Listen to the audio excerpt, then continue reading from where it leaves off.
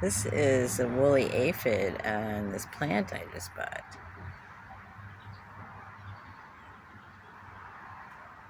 The plant jumped out at me when I was at the store. I mean, really, literally, it fell on the ground. And these little bugs have been flying around me.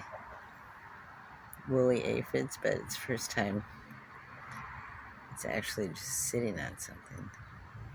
And I know they suck the juices out of plants, but I love the way they look.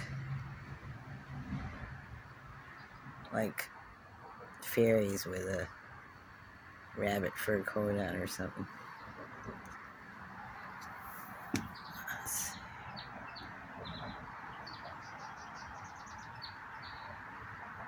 I know my camera's blurry. Oop, okay. Bye-bye.